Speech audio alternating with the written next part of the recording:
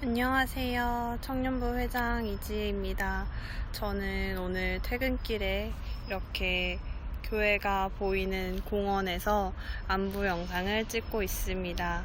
저희가 오늘까지 거의 2달 넘게 3달 가까이 오프라인 예배가 아닌 온라인 예배로 드렸는데요. 그동안 잘 지내셨는지 모르겠어요. 저희가 다음 주부터는 오프라인 예배로 드리게 될 텐데 그동안 온라인 예배를 드리면서 신앙적으로 많이 침체되었다는 얘기도 많고 저 자신도 약간 신앙적으로 많이 좀 다운이 되어 있었던 것 같아요. 근데 오프라인 예배로 모두 공동체 안에서 서로 지체들 만나고 또 거기서 예배도 드리고 나눔도 하면서 저희 반가운 얼굴로 다시 만났으면 좋겠습니다. 저희 건강한 모습으로 다음 주에 꼭 다시 만나요. 예배에서 만날게요. 5월 24일 청년부 예배를 주님 앞에 올려드리도록 하겠습니다. 악인의 악을 끊고 의인을 세우소서.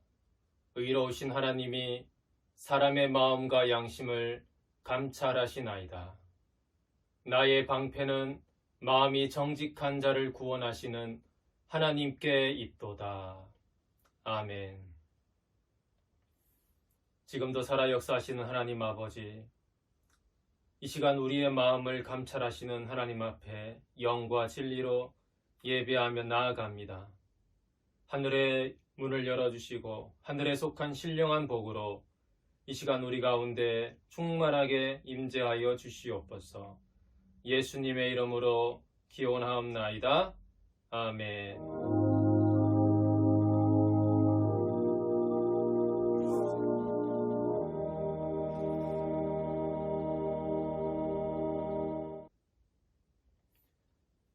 찬송가 365장 찬송 후에 사도신경으로 신앙 고백하도록 하겠습니다.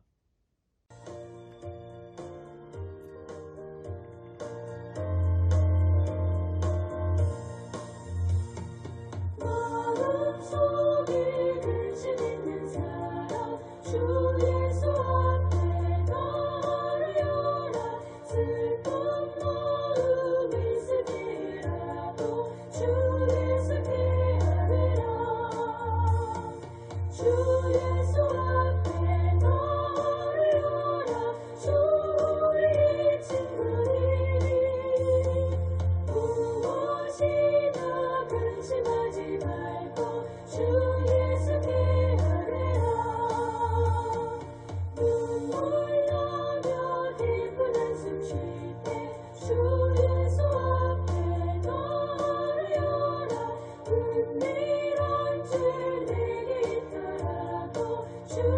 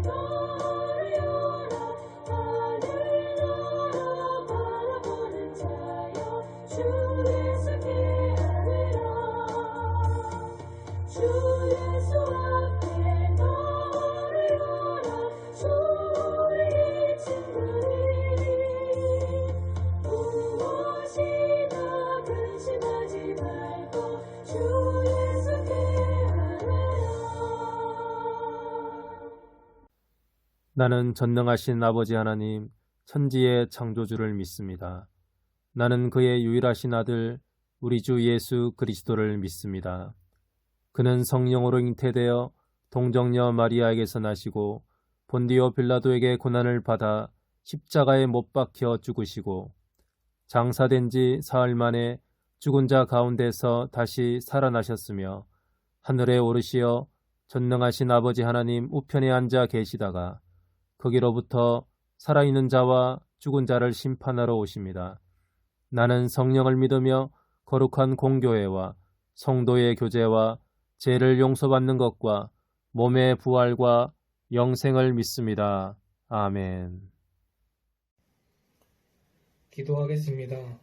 사랑과 은혜가 넘치시는 하나님, 오늘도 주님 앞에 나오게 하심을 감사드립니다. 이렇게 어려운 상황 속에서도 기도하고 예배하는 청년들의 마음을 기뻐 받아주시고 그렇지 못한 청년들에게도 내게로 오라, 내가 너를 쉬게 하리라 라고 말씀하신 것처럼 어떤 상황 속에 있든지 주님께 나아갈 수 있도록 인도해 주세요. 우리가 함께 모여서 예배를 드릴 수는 없지만 주님을 향한 같은 마음으로 예배를 드리며 서로를 생각하는 시간이 될 수 있도록 도와주시고 말씀을 통하여 한 주를 살아갈 힘을 얻고 또 주님에 대해 생각해보는 시간이 될 수 있도록 인도해 주세요. 감사드리며 예수님의 이름으로 기도드립니다. 아멘. 하나님께서 우리에게 주시는 말씀은 마가복음 3장 20절에서 35절 말씀입니다.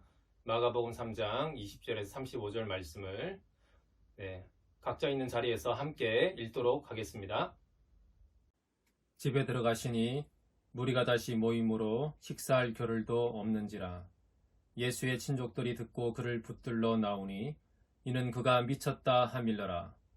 예루살렘에서 내려온 서기관들은 그가 바알세불이 집혔다 하며 또 귀신의 왕을 힘입어 귀신을 쫓아낸다 하니 예수께서 그들을 불러다가 비유로 말씀하시되 사탄이 어찌 사탄을 쫓아낼 수 있느냐. 또 만일 나라가 스스로 분쟁하면 그 나라가 설 수 없고 만일 집이 스스로 분쟁하면 그 집이 설 수 없고 만일 사탄이 자기를 거슬러 일어나 분쟁하면 설 수 없고 망하느니라.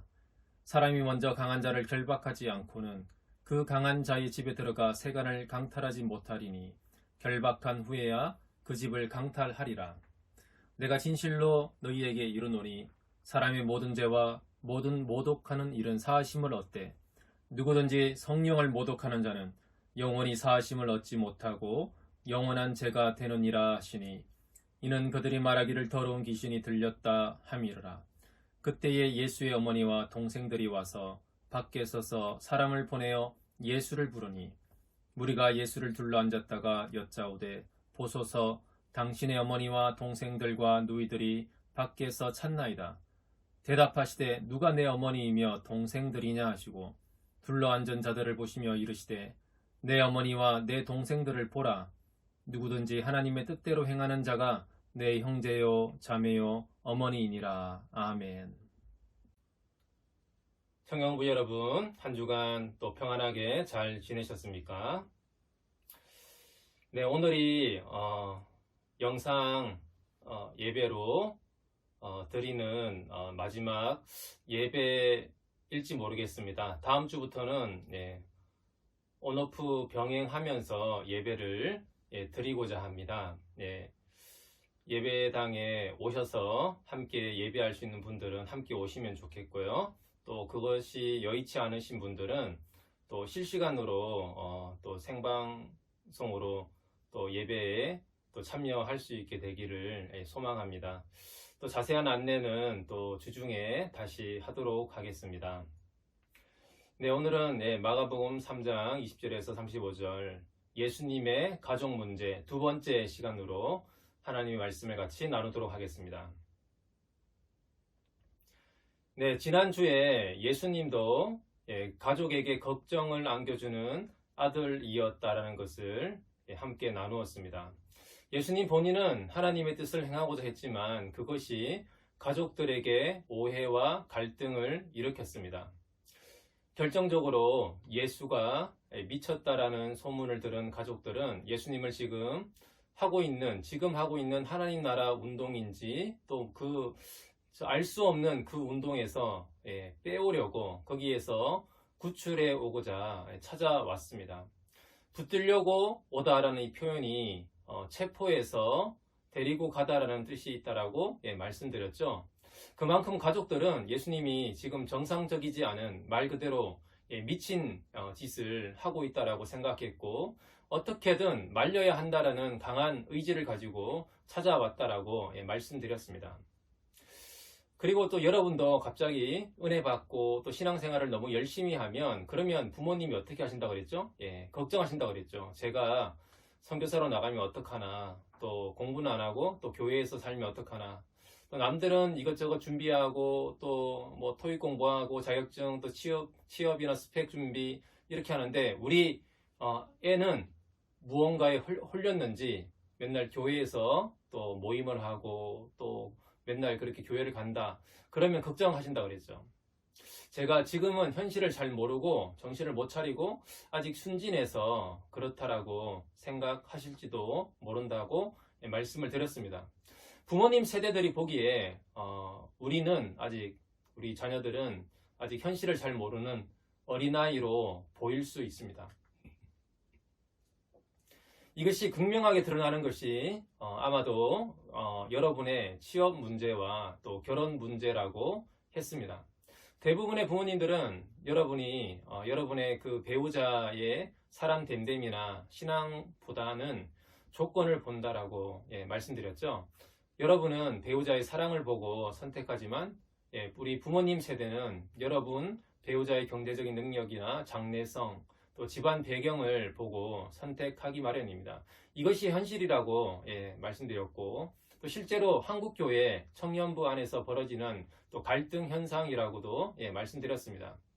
이 지점에서 정말 사랑하게 된다면 그 사람이랑 야반 도주라도 할 수 있는 것이고 또 현실적으로 생각하기 시작하면 헤어지게 되는 것으로 끝날 수 있다라고 말씀드렸습니다. 헤어지는 그 표면적 이유는 부모님의 극심한 반대이지만 실제로는 결국은 본인이 사랑이 아니라 현실을 선택한 것과 사실 마찬가지인 것이죠.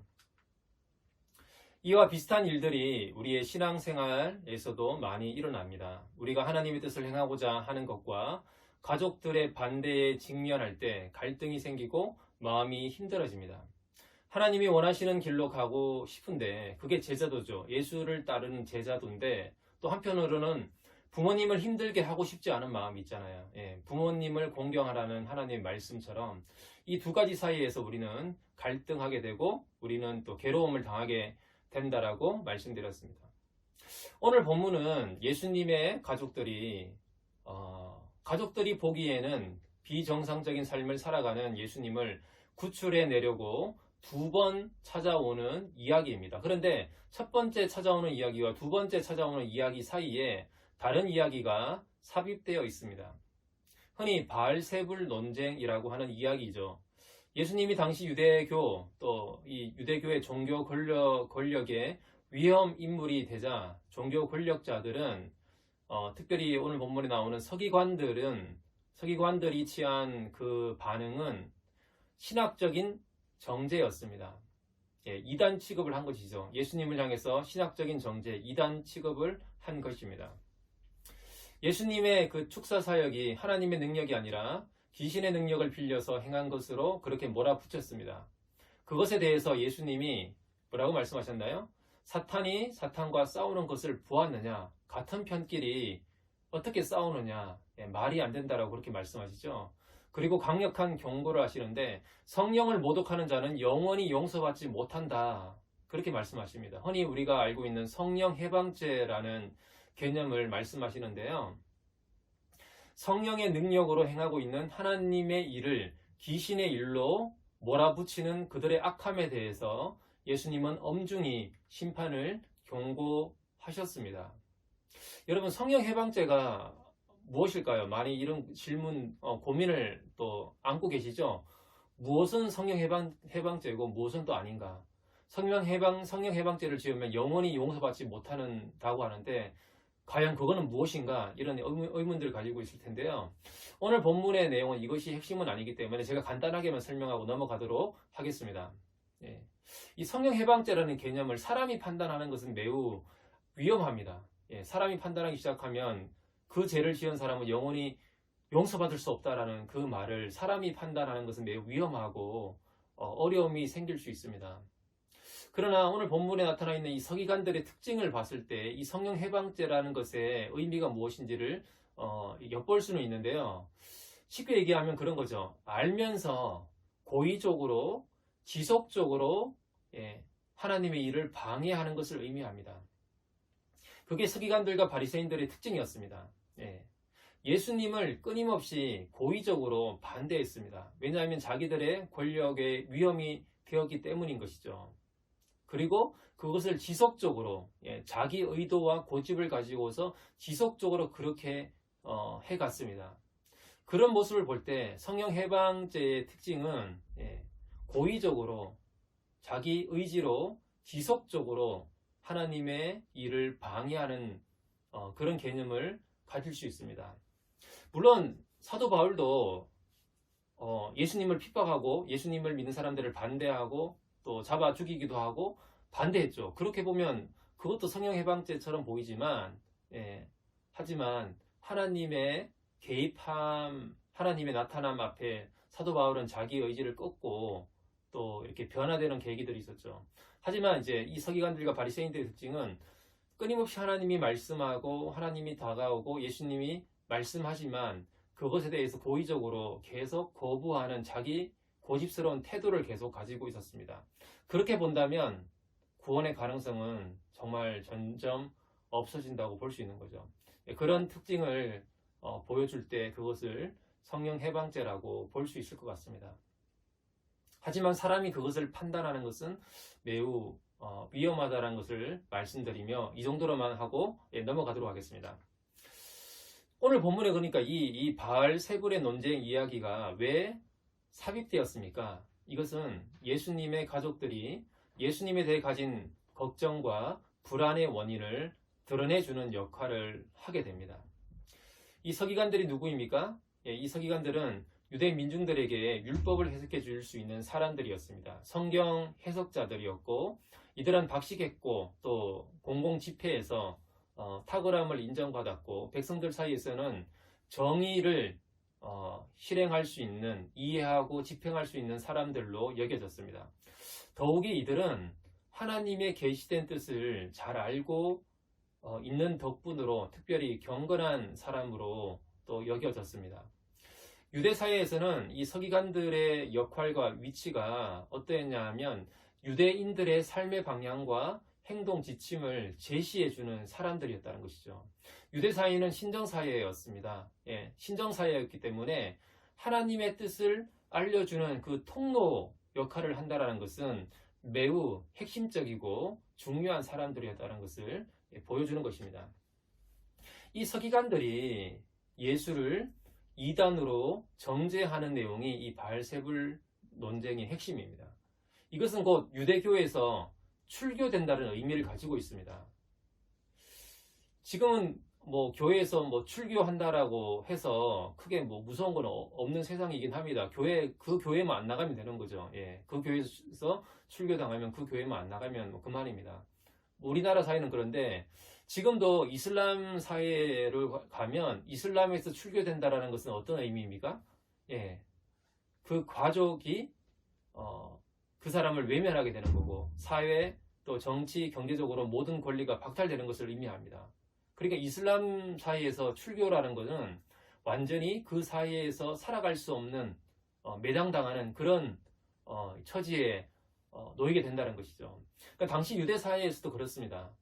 예수님은 그런 유대 사회를 이끌어가는 주된 세력에 대해서 지금 맞짱 뜨고 계시고 그들로부터 출교를 당할 위협을 당하고 계신 것이죠. 그리고 그들에게 하나님의 심판을 선언하고 있는 것입니다. 이것은 마치 지금 북한에서 김정은 체제에 대해서 대놓고 반대하고 또 시위하는 것과 비슷한 것이죠. 되게 목숨이 위태로운 그런 행동입니다. 우리 청년 여러분, 오늘날 우리 한국 사회가 우리가 직면한 이 세상의 거대한 물결, 거대한 힘은 무엇이라고 생각합니까? 예, 대부분의 사람들이 인정하기로는 자본주의라고 생각할 것입니다. 이 만몬, 자본의 힘. 우리가 왜 그렇게도 좋은 학벌이나 좋은 직업을 가지려고 애쓰고 목매고 그러고 있습니까? 자본의 힘을 가질 수 있기 때문에 그런 것이죠. 자본주의 사회에서 권력은 곧 돈이고, 이 돈이 곧 권력이 되는 것이죠. 돈이 곧 정의가 되는 사회가 이 자본주의 사회입니다. 그런데 만약 여러분이 저는 이 자본주의의 물결을 거스르고 이 자본주의에 반대하며 살겠습니다, 이렇게 얘기한다면 여러분의 부모님이 걱정하시겠어요? 걱정 안 하시겠어요? 걱정하시겠죠. 아주 큰 걱정을 할 겁니다. 제가 과연 사회 부적응자가 되는 것은 아닐까? 그렇게 염려하실 것입니다. 마찬가지로 이 유대 사회를 이끌어가는 이 거대한 힘, 서기관들이 가진 그 힘에 맞서는 것은 곧 출교를 각오하는 것이고 죽음을 각오하는 것입니다. 그래서 결국 예수님이 종교 권력자들에게 죽잖아요. 그들의 손에 의해서 죽임을 당하지 않습니까? 예수님의 가족도 바보가 아닌 이상은 이것을 아는 거죠. 지금 예수가 하고 있는 이런 이 행보들의 결말이 무엇을 의미할지 예수님의 가족들도 짐작하고 있는 것입니다. 예수님의 이 부모님, 예수님의 가족들의 걱정에는 당시 세상의 거대한 힘이었던, 세상 질서였던 그 종교 권력자들에 대한 두려움이 담겨져 있는 것입니다. 그래서 예수님을 억지로라도 끌고 가려고 찾아온 것이죠. 두 번째 찾아와서 예수님을 부릅니다. 나오라고 불렀죠. 근데 예수님이 정말 나왔으면 가족들은 보쌈이라도 해서 데리고 갔을지도 모르겠습니다. 이런 의문들도 있을 것 같아요. 다른 사람은 몰라도 예수님의 어머니였던 마리아는 예수님을 이해했어야 하지 않았나.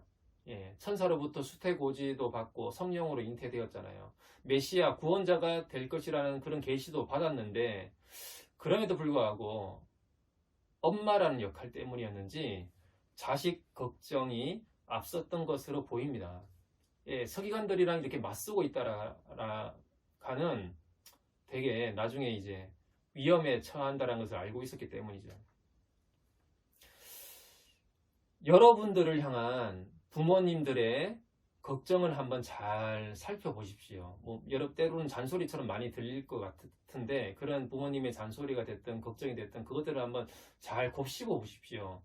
그 메시지에는 세상의 논리, 세상의 질서, 세상의 힘에 대한 두려움이 담겨져 있을 것입니다. 제가 캠퍼스에 갈 때 이제 한 자매는 서울여대를 다녔는데요. 그 어머님이 하도 어릴 때부터 너는 공무원이 돼야 돼. 너는 공무원이 돼야지 좋은 거야. 공무원이 제일 좋은 직업이고 제일 안정된 직업이고 그게 제일 좋아. 이렇게 하도 이렇게 세뇌를 받아서 그런지 그러려면 열심히 공부해야 되고 좋은 학교 가야 돼. 이런 얘기를 많이 들었던 것 같아요. 그래서 이 친구는 서울여대를 갔다가 어머니가 편입하라는 얘기를 듣고 또 편입 공부를 해서 이렇게 한양대로 오게 됐어요. 그래서 이 친구를 알게 됐고 얘기를 했는데 이 친구는 어머니의 메시지 때문에 그런지 계속 공무원이 되어야 된다는 그 메시지 때문에 이 친구는 계속 공무원 시험을 준비했어요. 떨어졌지만 또 준비하고 졸업 후에도 계속 각종 공무원 시험을 준비를 했습니다. 그러다가 31세가 되어서 31가 되어서 겨우 공무원 시험하다가 이제 다른 세무 공무원 쪽도 준비하다가 결국은 이제 한 10년 정도 공부를 했기 때문에 좀 많이 이제 실력이 상승됐는지 세무사에 합격을 했어요. 그래서 세무사에 합격하고 세무 관련 이제 일을 하게 됐는데 그럼에도 불구하고 어머니의 또 너는 공무원이 되어야 돼. 그 메시지 때문에 결국은 세무 일을 하다가 또 다시 공무원 준비 일을 해서 다시 결국은 세무 관련 공무원이 되고 말았습니다. 그걸 보면서 그 어머니의 메시지 속에 담겨 있는 염려 걱정이 무엇인지를 저는 보게 되었고, 이 자매가 그 메시지로부터 이렇게 결국은 자기 인생이 계속 얽매여서 살게 되었다라는 것을 그때 보게 되었는데요. 오늘 본문에도 이 가족과의 갈등에 대해서 갈등을 겪고 있는 예수님의 모습이 나옵니다. 앞에 얘기했던 그 자매는, 혹은 우리 대부분은 부모님과의 갈등, 그런 세상의 질서, 세상에 힘이 담겨 있는 그런 부모님의 걱정과 갈등이 생길 때 우리는 대체로 이렇게 고뇌하고 따라가게 되는 것 같습니다. 그런데 오늘 본문에서 예수님은 어떤 반응을 보이셨습니까? 예수님은 서기관으로 대표되는 세상 질서를 향해서 오히려 경고하시고 심판하셨습니다. 그리고 하나님 나라의 질서를 오히려 선포하셨죠. 그런데 부모님한테는 어떻게 반응하셨냐 하면 부모님과 싸우지는 않으셨습니다. 이것을 볼 때 우리는 한 가지를 잘 기억해야 됩니다. 예수님을 따르는 신앙생활을 하는 것과 그 속에서 일어나는 부모님과의 갈등이 생길 때 부모님과 싸우는 것은 아니라는 것이죠. 부모님과 싸우게 되면 힘들어져요. 불효자가 되고 마음이 괴로워지죠. 근데 예수님은 누구랑 싸우셨어요? 부모님과 싸운 게 아니라 서기관들과 싸운 것이죠. 다시 얘기하면 세상과 싸운 것입니다. 예수님은 세상 질서와 싸운 것이죠. 에베소서 6장 12절에 보시면 이런 말씀이 있는데요. 우리의 씨름은 혈과 육을 상대하는 것이 아니요 통치자들과 권세들과 이 어두움의 세상 주관자들과 하늘에 있는 악의 영들을 상대함이라. 부모님과 싸우는 것이 아니라 하나님을 대적하는 세상 질서, 보이지 않는 그런 영적 싸움을 한다라는 것을 우리는 분별하고 깨달아야 합니다. 물론 이건 쉽지 않습니다. 그래서 힘들 수 있습니다. 그런데 세상 가치관, 이 세상 질서, 우리 부모님의 걱정들에 담겨 있는 이런 세상 질서와 세상 가치관들이 우리 부모님들의 걱정에만 과연 담겨져 있습니까? 우리 마음에 담겨져 있지는 않을까요? 저 역시 그런 것을 많이 느낄 때가 있습니다. 가끔 청년들의 비전 얘기들을 들을 때가 있습니다. 하나님 나라의 가치관, 예수님을 따르는 삶을 살아가면서 자기는 이렇게 살고 싶다라는 그런 이야기들을, 비전들을 청년들이랑 얘기할 때 들을 때가 종종 있는데요. 그때 얘기 들으면 정말 이 친구 너무 멋있다. 정말 이런 훌륭한 삶을 살아간다면 너무 멋있을 것 같다. 정말 하나님 기뻐하실 것 같다. 이런 마음이 들다가도 근데 저렇게 살려고 하면 먹고 살기 힘들 것 같은데, 그런 걱정스러운 마음이 제 안에 올라오는 것을 종종 느낄 때가 있습니다. 그러니까 저 역시 이 세상의 질서, 세상의 힘, 그것에서부터 자유롭지 못하다라는 것을 종종 그때 느끼곤 합니다. 제가 한 번은 신대원 다닐 때 신대원에서 이제 간상기도라는 수업을 듣고 있었는데, 이 간상기도라는 게 뭐냐 하면 이 복음서의 이야기들을 가지고 상상 속에 들어가서 예수님과 상상으로 기도하고 상상으로 예수님과 함께 대화하는 그런 이제 기도 시간이 있는데요. 한 번은 이제 제가 예수님의 그 숨겨진 생애를 묵상하면서 기도를 한 적이 있었습니다. 예수님이 그러니까 공생애를 떠나기 전에, 공생애를 막 집을 떠나서 세례요한에게 세례를 받고 사역을 시작하기 직전에 그 장면을 제가 묵상하면서 기도를 했는데요.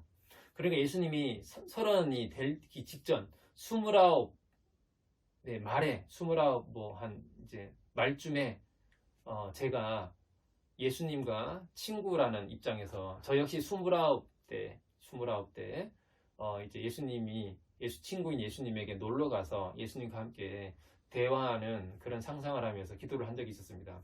간단하게 좀 설명하면 이런 내용이에요. 예수님 목수였잖아요. 예수님 목수였던 그 목수 작업대 그 장소로 저를 초대해서 함께 대화를 나눴습니다. 예수님 만든 가구도 보여주고 책상도 보면서 이런저런 이제 얘기들을 나누었어요. 그러다가 이제 제 상상으로 예수님과 대화를 하는데 예수님이 이제 그렇게 얘기하시죠. 친구인 저에게 사실 나 내일 떠난다. 공생애를 시작하기 위해서 이제 떠날 거야. 그럼 제가 물어요.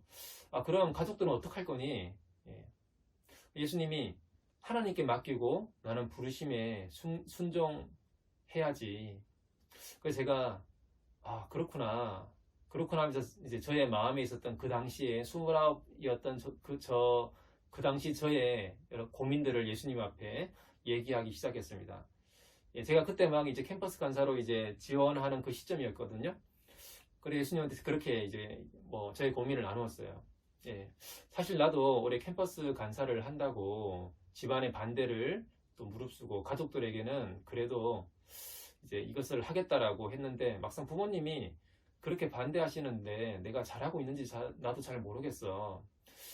그리고 내가 지금 29이지만 지금 결혼도 했고 이 캠퍼스 간사 사역을 시작하면서 월급 50만 원 정도 받고 이렇게 살아가고 있는데 내가 이거 이렇게 잘하고 있는지 정말 모르겠어. 주변 사람들을 보고 또 나 자신을 보면 때로는 자격이 없는 것처럼 보이고 위축되고 사실 나는 그렇단다. 그런데 예수 너는 내일 떠나는 거 너희 어머님은 아시니? 제가 이렇게 물었습니다. 예수님이 말씀하시기를 아니 아직 말씀 안 드렸어. 그러면 너 말씀드리면 어머님이 되게 놀라시겠다. 가족들한테는 네가 없으면 안 되잖아.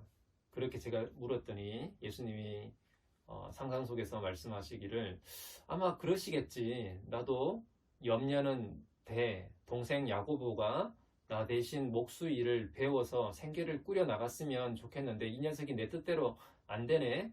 가족들한테 내가 필요한 건 맞지만 그래도 이스라엘의 잃어버린 자들에게도 내가 필요해. 그들에게로 나는 가야 한단다. 이게 하나님의 부르심이고 나는 그 길을 갈 거야. 이렇게 예수님이 말씀하시자 제가 그렇구나.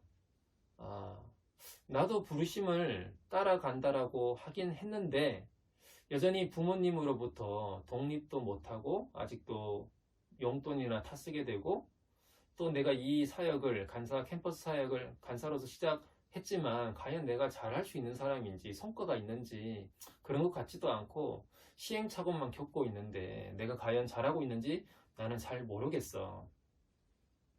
그렇게 고민을 나누었던 예수님이 제게 이제 말씀하시기를 중요한 거는 환경이 어떠하고 주변의 소리가 어떠한지가 아니라 내가 지금 하나님의 부르심과 그 뜻에 맞는 길을 걸어가고 있는가 하는 거야. 이렇게 이제 얘기를 나누었습니다. 여기까지는 제 상상 속에서 이루어진 기도였어요. 근데 그 다음에 제가 이제 그런 말을 했어요. 그래 맞아. 그러면서 정말 질문을 하나 던지게 됐는데요. 그 질문이 정말 제 존재 깊숙한 곳에 정말 하나님께 묻고 싶었던 질문이었던 것 같아요.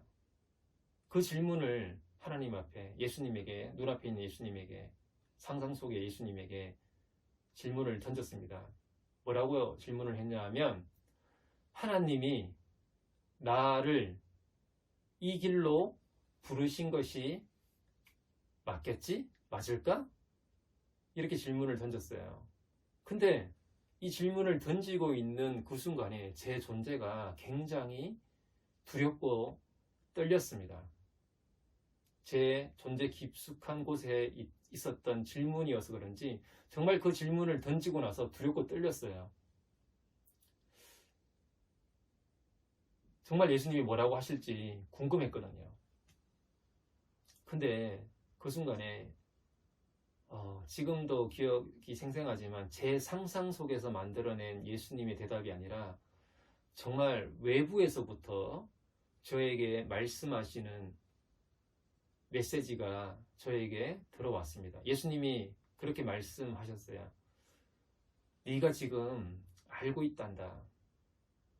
하나님이 나를 이 길로 부르신 게 맞을까? 이 질문에 대해서 예수님은 저에게 그 순간에 네가 지금 그것을 알고 있단다 이렇게 말씀해 주셨어요. 근데 저는 그 메시지를 듣자 너무 충격에 휩싸였습니다. 왜냐하면 네가 알고 있다라는 그 메시지 속에 제가 그 말의 의미가 무엇인지 진짜 알았거든요. 그러면서 기억이 났어요. 제가 처음에 어떻게 예수님께 부르심을 입고 이 길을 시작하겠다라고 했는지 그 부르심의 그 예전의 그 기억, 그 사건의 기억들이 떠오르면서 하나님 그때 분명히 나를 부르셨다라는 것을 제가 그때 경험했고 그것을 확신했던 그 순간이 있었습니다. 그것이 기억이 나면서 네가 이미 알고 있다라는 그 예수님의 메시지가 무슨 의미인지 그때 바로 저는 깨닫게 되었습니다. 그러면서 주님이 계속 저에게 그런 마음과 메시지를 주셨어요. 하나님이 너와 함께 하신다라는 그런 말씀을 저에게 해 주셨습니다.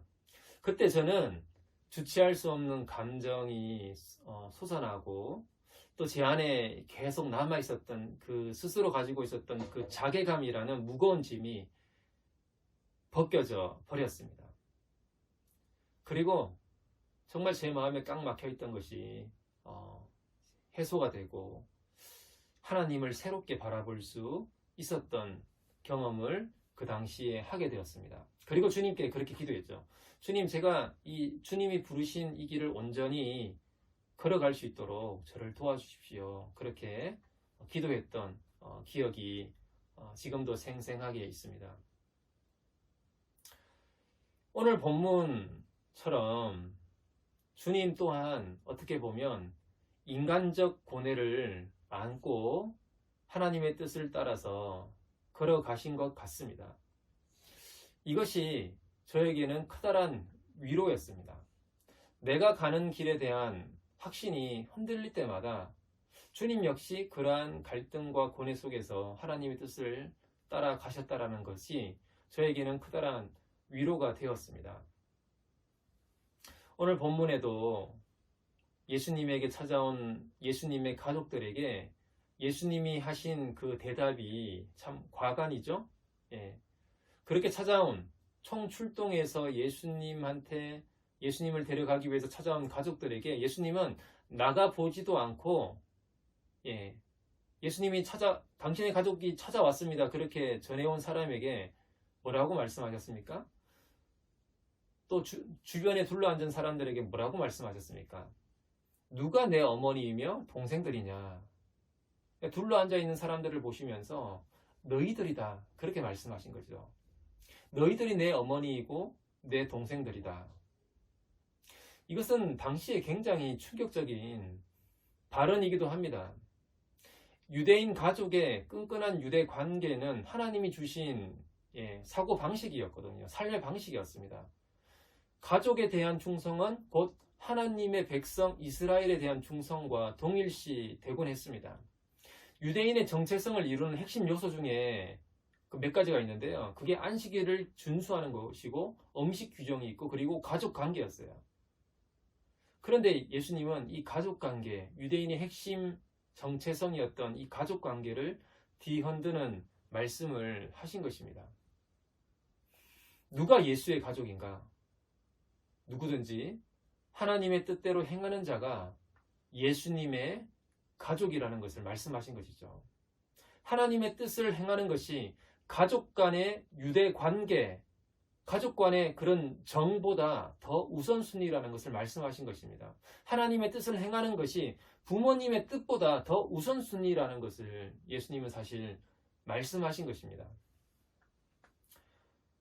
예수님도 하나님의 뜻을 따르다가 가족들에게, 어머니에게, 자기 동생들에게 아마 상처를 주었을지 모르겠습니다. 여기서 하나님의 뜻을 계속해서 순종하기 위해서는 때로는 가족과의 관계도 단절해야 한다는 것을 오늘 본문은 우리에게 보여주는 것 같습니다. 실제로 이것은 예수님의 실제로 경험한 일이기도 합니다. 실제로 예수님이 가족과 단절되어서 집을 떠나서 공생애를 시작하셨던 것이죠. 마가복음 10장 28절, 29절, 30절에는 이런 말씀이 있는데요. 베드로가 여자와 이르되 보소서 우리가 모든 것을 버리고 주를 따랐나이다. 예수께서 이르시되 내가 진실로 너희에게 이르노니 나와 복음을 위하여 집이나 형제나 자매나 어머니나 아버지나 자식이나 전토를 벌인 자는 현세에 있어 집과 형제와 자매와 어머니와 자식과 전토를 100배나 받되 박해를 겸하여 받고 내세의 영생을 받지 못할 자가 없느니라. 예. 예수님을 믿으면 부모님을 버려야 한다는 말입니까? 예, 그런 이야기가 아니죠. 에베소서에서는 내 부모를 공경하라. 십계명에서도 내 부모를 공경하라는 메시지가 있잖아요. 그거보다는 하나님의 뜻, 하나님에 대한 사랑이 가족관계라는 그런 정, 부모님보다 더 우선순위라는 점을 명확히 해야 한다라는 그런 말씀입니다. 예수님도 그랬기 때문에 예수님을 따르고자 하는 사람도 그래야 한다라는 것을 말씀하시는 것이죠. 하지만 그 결과로 더 많은 새로운 가족들을 얻게 될 것임을 또한 예수님은 말씀하고 있습니다. 더 많은 어머니, 더 많은 가족들, 더 많은 동생들을 갖게 된다는 것이죠. 저는 캠퍼스 사역하면서 학생들 사이에서 또 저와의 관계에서 정말 새로운 가족들이 된다라는 것을 많이 경험하고 지켜보고 또 바라보게 되었습니다. 어떤 친구는요, 자기가 쓸 수 있는 학비를 자기는 휴학하고 경제적으로 힘든 친구의 학비로 대신 주는 그런 친구도 있었고요. 그리고 때로는 저희는 이제 방학 때마다 수련회 가는데 수련회비가 좀 비싸요. 일주일 동안 하는 수련회가 10몇만 원씩 하는데 때로는 선배들이 노가다를 띄어서 정말 노가다를 띄고 나서 난 그 번 돈으로 후배들의 수련회비를 대신 마련해 주는 그런 친구들도 보았습니다. 위기와 또 고난의 순간에 예수의 사랑으로 서로를 책임지고자 했던 그런 많은 이야기들 속에서 서로가 하나님의 한 가족으로 묶여 있다라는 것을 깨닫고 경험하는 그런 장면들을 저는 참 많이 보게 되었습니다. 저 또한 예수를 따르는 삶의 여정에서 돈으로는 살 수 없는 그런 새로운 가족들이 생겨났습니다. 이것은 저의 삶에서 돈이나 명예, 권력, 또 인맥이 남은 것과는 비교할 수 없는 축복이었습니다. 그런 친구들이 지금도 여전히 저의 인생에서 또 서로 함께하면서 가족 같은 그런 관계로 지내고 있습니다. 이제 앞으로 물론 미래는 알 수는 없지만 이제는 동행하는 교회 여러분, 청년들 여러분 중에서도 저에게 새로운 가족이 되고 저 또한 여러분에게 새로운 가족이 될 것을 소망해 봅니다. 그러나 이 과정이 쉽지만은 않습니다. 힘든 일이기도 합니다. 가족들과 부모님 마음을 상하게 하면서 어려움을 끼치면서까지 내가 부모님을 힘들게 하면서까지 예수님을 따르는 것이 맞을까? 우리는 이 질문 앞에서 사실 굉장히 어려움을 겪고 회의감에 빠질 때가 많이 있습니다. 그런 면에서 예수님을 따르는 것은 어떻게 보면 괴로운 일이기도 합니다. 그만큼 하나님의 뜻을 따르는 것은 믿음을 요구하는 것이고 대가를 요구하는 일입니다. 그러면 안 괴로우면서 괴롭지 않으면서 가족 간의 갈등이 없으면서 우리가 신앙생활을 하려면 어떻게 해야 합니까? 한 가지 방법이 있기는 합니다. 그것이 뭐냐 하면 적당히 하면 됩니다. 적당히 따르면 됩니다. 적당히 하면 되는 것이죠. 그러면 사실 갈등이 없습니다.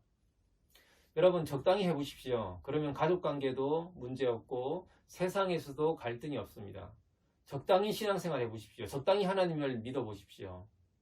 그러면 이 땅에서는 신앙 때문에 아무 갈등 없이 살 수 있습니다. 그런데 단지 천국에 못 갈 수도 있는 것이죠. 예수님을 알고 예수님을 따라가고자 하는 삶의 여정에서 혹시 부모님과 갈등이 생긴다면 하나님은 우리에게 이렇게 질문하실 것입니다.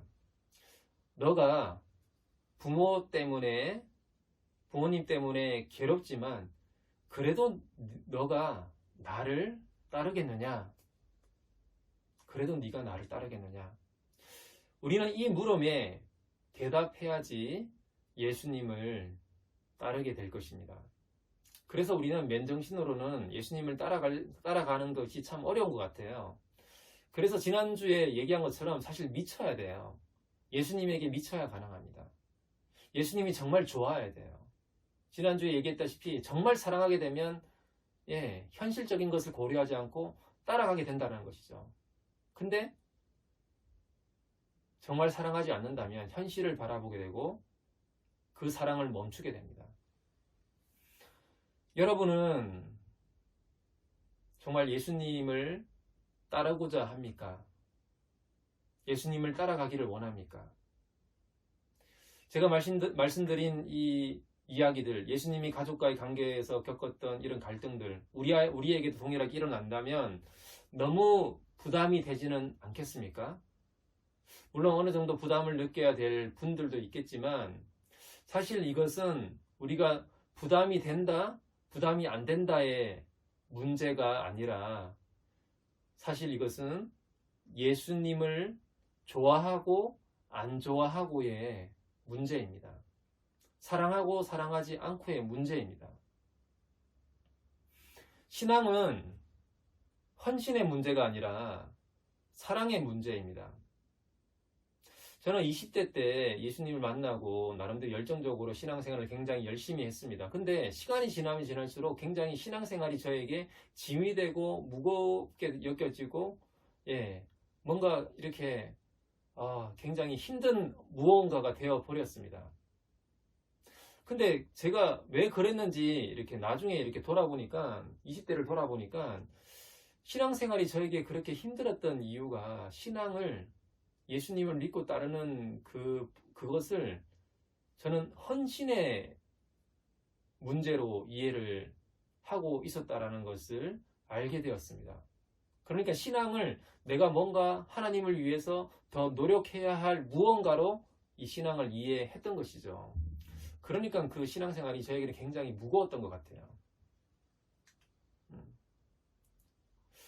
근데 지금 돌아보면 신앙은 헌신의 문제가 아니라 사랑의 문제인 것 같아요. 사랑의 문제. 내가 뭔가를 따라가야 된다는 부담감, 헌신해야 된다는 부담감이 아니라 사랑하기 때문에 따라가는 것이죠. 제가 캠퍼스 사회 갈 때 한 번은 이제 그런 이런 일이 있었는데 대학교 3학년이었던 한 자매 친구가 있었어요. 그 친구는 집안은 불신자 가정이었습니다. 혼자서 그 집안에서 신앙생활을 했던 친구였는데 한 번은 저희가 방학 때 수련회를 가는데 수련회를 가기 전전날 밤에 갑자기 이렇게 전화가 걸려왔어요. 이 자매한테 울면서 전화가 걸려왔습니다. 밤에 무슨 일이었냐면 수련회를 가야 되는 것 때문에 어머니랑 심한 갈등이 있었어요. 그러다가 이 어머님이 수면제를 먹고 네가 수련회를 가면 나는 죽어버리겠다라는 협박을 딸에게 한 거예요. 그래서 갑자기 이렇게 이제 119 전화해서 이렇게 앰뷸런스도 오고 그런 소동이 있었던 거예요. 그러면서 이 자매가 울면서 저에게 전화가 왔습니다. 이런 일을 겪으면서 자기가 너무 힘들고 수련회를 못 갈 것 같고 이 상황이 너무 무섭다라고 전화가 왔던 거죠. 그래서 저는 급하게 이제 가서 그 자매를 만나서 얘기를 했던 적이 있습니다. 그 자매의 집안을 보면 아버지는 도박 중독에 빠져서 굉장히 이제 어려움을 겪고 있을 거예요. 그 어머니는 그나마 이 딸에게 소망을 걸고 있었어요. 소망을 걸고 있었는데 이 딸을 근데 예수님을 믿는다라고 하면서 이 딸을 왠지 이렇게 하나님에게 빼앗겨 버린 것 같았던 거죠. 이 어머니에게는. 그러면서 이 어머니는 네가 일주일 동안 수련회를 가버리면 자기는 죽어버릴 거라고 이 딸에게 이제 협박을 했던 것인데 그러면서 이 자매랑 제가 만나면서 이야기를 했는데요. 저도 어떻게 그런 말을 했는지 지금 돌이켜보면 이해가 안 가는데 제가 그 자매한테 그렇게 얘기했어요. 얘야, 네가 수련회를 가면 어머니가 죽어버릴 거라고 정말 생각하니? 어머니의 생사가 하나님의 손에 달려 있지 않니? 정말 어머니의 살고 죽는 문제는 네가 수련회를 가고 안 가고의 문제가 아니라 하나님 손에 달려 있다라는 것을 너는 믿을 수 있겠니? 제가 이렇게 질문을 했어요. 근데 또 이해가 안 가는 게 또 그 자매가 정말 그것을 받아들였어요. 받아들이고 정말 하나님께 달려있다라는 것을 받아들이고 수련회를 갔습니다. 진짜. 물론 두려웠겠죠. 두려웠지만 수련회를 갔어요. 물론 어머니는 지금도 여전히 건강히 잘 살아 계십니다. 물론 그 후에도 그 자매에게는 많은 핍박이 있었지만 오히려 이 자매는 그런 가정의 어려움을 중보하면서 믿음의 삶을 신실하게 살아냈습니다.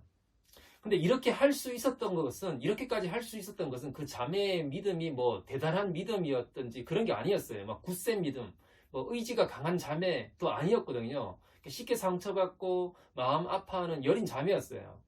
근데 그러나 분명한 것은 누가 봐도 그 자매가 하나님을 사랑한다라는 것을 인정할 수 있는 그런 자매였습니다. 하나님을 정말 사랑했던 거죠, 그 자매는. 그래서 그렇게 선택할 수 있었던 것 같습니다. 지금은 이 자매가 사는 모습을 보면 정말 행복해 보입니다. 정말 좋아 보여요. 뭐 재산이 많아서 그럴까요? 그렇지 않아요. 문제가 다 해결되어서 그럴까요? 그렇지도 않습니다.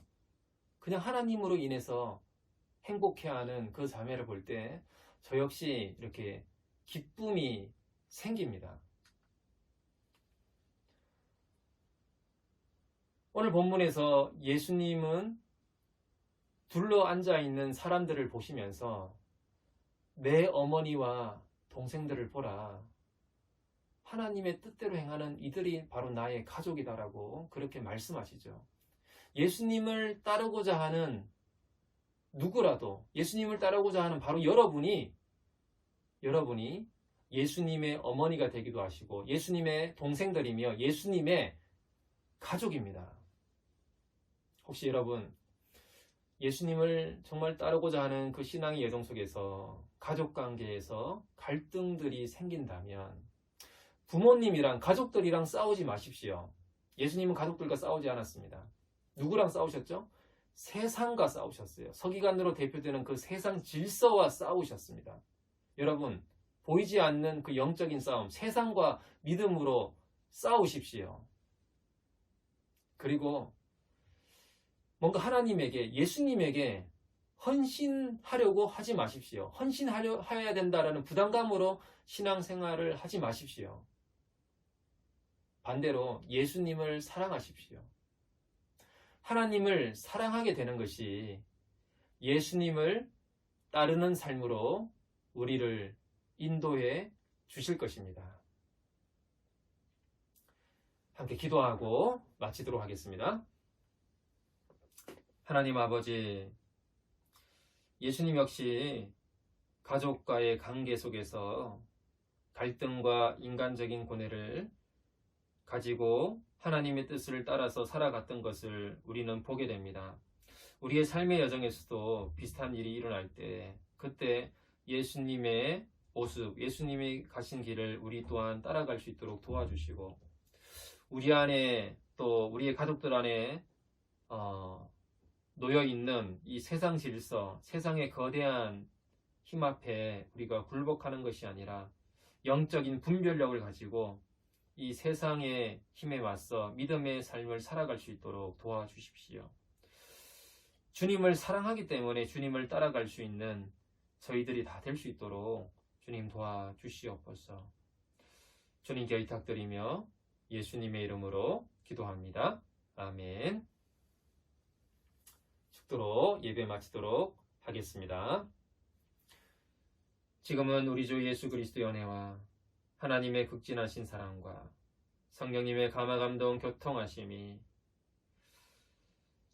주님을 점점 더 사랑하게 되기를 소망하고 주님으로 말미암아 참된 하나님의 백성의 가족으로 참된 행복한 삶으로 나아가기를 소망하는 모든 하나님의 백성들 머리 가운데 지금부터 영원까지 함께 하시기를 간절히 축원하옵나이다. 아멘.